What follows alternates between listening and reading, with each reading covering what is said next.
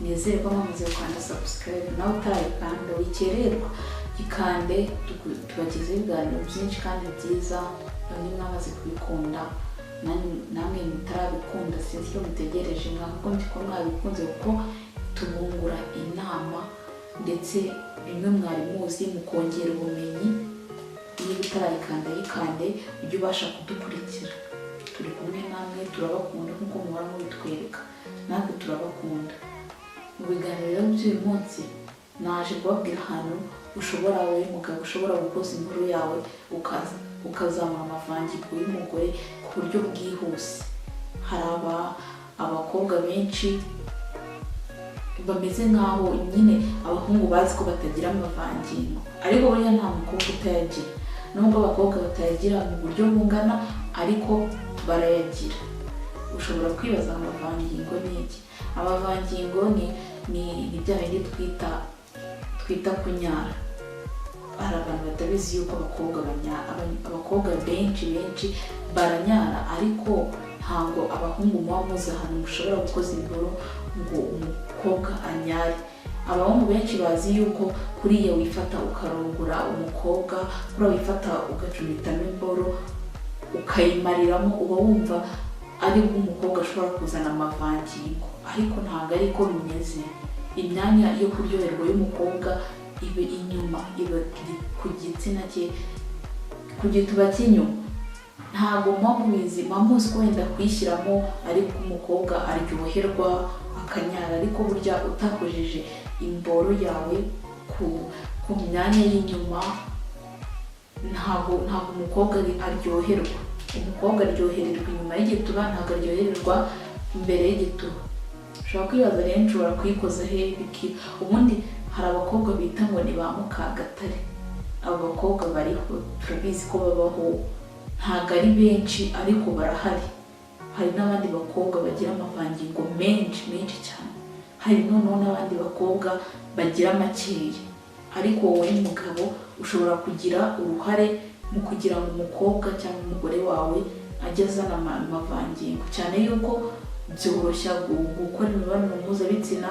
Urabona umukobwa iyo atari Mukagatare, iyo azana amavangingo, iyo abasha kuzana ububobere mu gituba cye, icyo gihe byorohera umugabo kuryoherwa.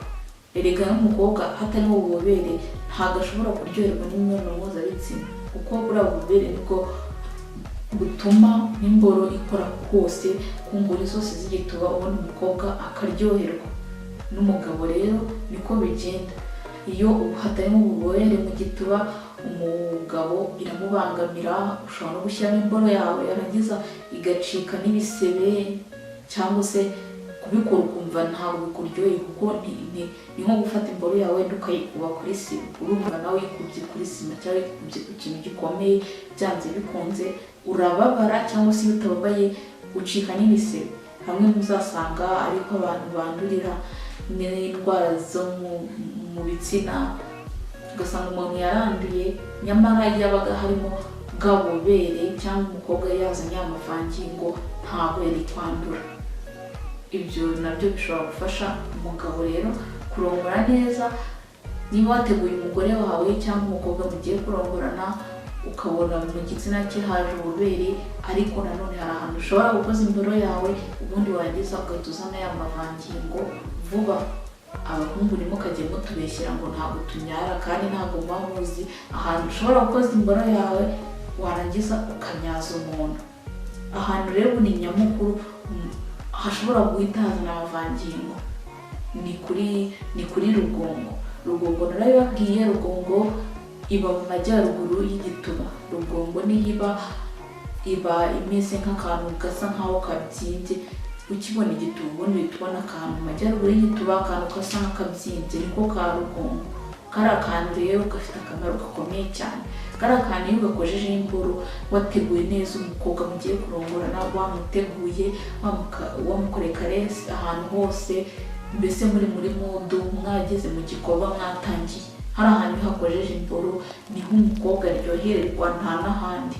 Ushobora gufata imboro yawe warangiza ukajya uyibyiringira kuri rugongo. Uko uyibyiringiraho hari uwibyiringiraho cyane akaba aribwo bishimisha umukobwa, hari n'uwibyiringiraho gakeya akaba aribyo bishimisha umukobwa. Icyiza ni uko uba ugomba kuganira n'umukobwa muriho murarongora, umukobwa muri gukorana icyo gikorwa. Ni byiza kubanza kumuganiriza, ukabanza ukamenya se aryoherwa gute. Nyamara mutabiganiriye, iyo ni inama nziza nkubwiye. Kuri Rugongo iyo ukubye ingoro yawe, iyo ushaka kunyaza ntabwo ubikora wirukanka, kubera ko hari ahantu ni ku nyama yoroshye. Ni inyama yoroshye ariko kandi ifite akamaro gakomeye mu kuryohereza umuntu imibonano mpuzabitsina. Niho rero ufata ugakura ingoro yawe utirukanka gake gake, niko ububere bugenda buhakora, ubundi hakazamuka ubushyuhe, ubundi y'amavangingo kwa kuryoherwa. Umukobwa aba yatangiye kuryoherwa, ubundi yarangiza agatangira y'amavangingo akayarasa, y'amavangingo akaza. Kandi tuzi neza yuko amavangingo aryohera abagabo bose rwose. Umukobwa utazana amavangingo rwose ntabwo ajya aryohera umugabo, ariko kandi kuyazana kenshi biba byatewe n'umugabo, kubera yuko aba yagize uruhare mu gukora hahantu, gukoza imboro hahantu hava amavangingo. Namwe bakobwa rero ntimuzihebe, mujye mubwira abo mugiye gukorana imibonano mpuzabitsina, mubaganize. Niba bamaze kureba kino kiganiro, mubaganize mubabwire muti koza hano imboro nibwo ntibugende gutya na gutya. Umuhungu ejo atazakurongora nageza ngo agenda gusebya ngo nta mavangingo uzana, kandi nyamara ariyo wari ufite uruhare mu kubikora, kandi nawe wari ufite uruhare mu kubimubwira. Rega ntabwo abantu bose bamenya ibintu byose. Ntawe niba uzi ikintu uba ugomba kukibwira mugenzi wawe, uba ugomba kumuganiriza akamenya ikintu arimo, akamenya niba ahantu uryohererwa. Ibintu byo kuba biyiriza rwose ibyo mubyihorere, kuko namaze kubagira inama.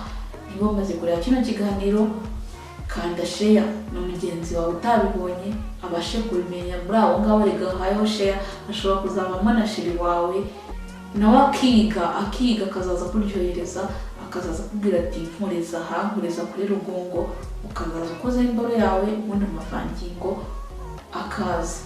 Ubwo rero namwe mwibwira ko muri ba Mukagatare, nizere yuko mwamaze kumenya ibanga, nizere yuko mwamaze kumenya uko muzaza mubigenza kugira ngo mubone amavangingo. Dore ko kunyara rwose abasore b'ubu barabikunda, si n'abasore b'ubu, n'abagabo bubatse urugo. Natwe twese turabizi yuko kunyaza umugore, kunyaza umukobwa, turabizi neza ko ari igikorwa gikomeye cyo kuryoshya imibonano mpuzabitsina.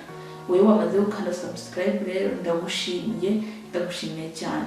Nawe utarayikanda yikandeho, uduhe komenti, utubwire uti mwarakoze kunyigisha, mwarakoze kumbwira iki n'iki. Hari byinshi muba mutazi, hari byinshi muba muzi, ariko hari n'ibindi muba mukeneye kwiyungura, aribyo tuba twaje kubabwira ubu ngubu. Ndabashimiye rero, ibiganiro byacu nakagaruka.